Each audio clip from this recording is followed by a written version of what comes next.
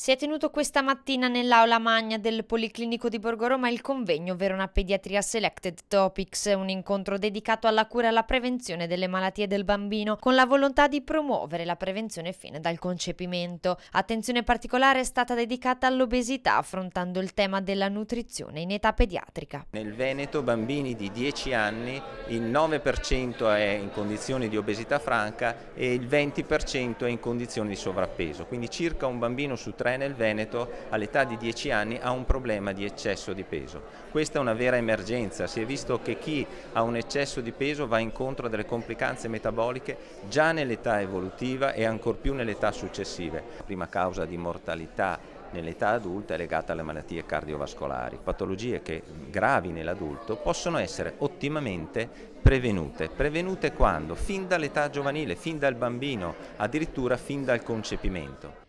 L'invito dunque è quello di rivolgersi sempre più al pediatra, che diventa il consulente ideale per informare ed educare la famiglia ad agire in maniera preventiva in ambito alimentare e motorio e nella scelta dello stile di vita.